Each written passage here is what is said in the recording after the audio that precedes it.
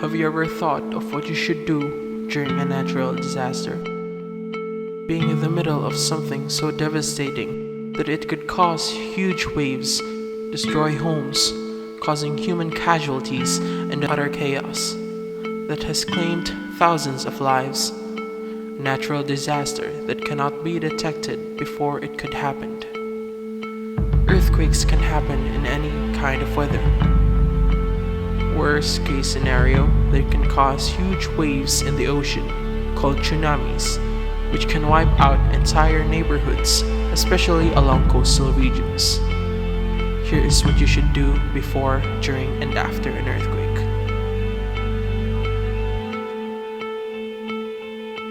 The tremors haven't started yet, but you always have to be prepared. First you could do is make a checklist of things like the availability of a fire extinguisher, a first aid kit, a battery-powered radio, a flashlight, and extra batteries. Special skills are needed if an earthquake would struck your area. Learning how to do first aid would be very beneficial.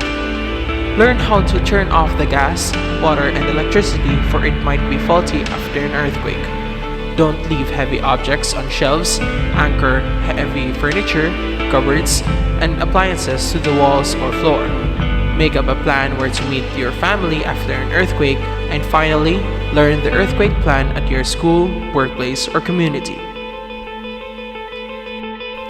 You hear a roaring and rumbling sound that gradually gets louder, coupled with a rolling sensation, and within a second or two, it grows violent. Here is what you should do during an earthquake. First of all, stay calm. Duck, cover, and hold. If you are indoors, stay inside. If you're outside, stay outside.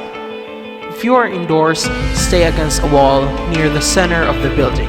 Stand in a doorway or crawl under a furniture. A desk or a table will do. Stay away from windows and outside doors. If you're outdoors, stay in the open, away from power lines or anything that might fall. Stay away from buildings because stuff might fall off the building or the building could fall on you. Don't use matches, candles, or any flame. Broken gas lines and fire don't mix. If you're in a car, stop the car and stay inside the car until the earthquake stops. Don't use elevators, they'll probably get stuck anyway.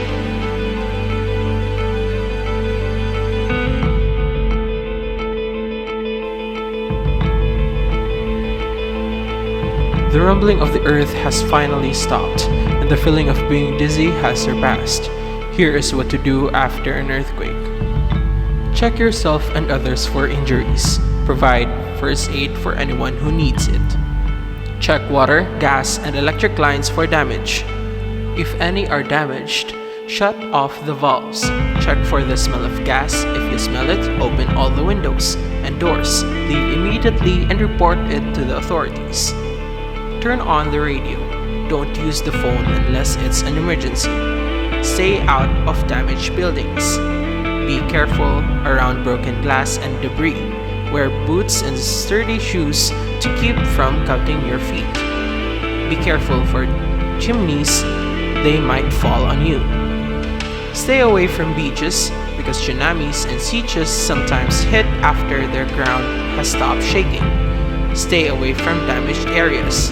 If you're at school or work, follow the emergency plan or the instructions of the person in charge. And of course, expect aftershocks. Earthquakes might be undetectable before it could happen, but you can always be prepared before it could. A friendly reminder from your friends at Foundation University College of Arts and Sciences.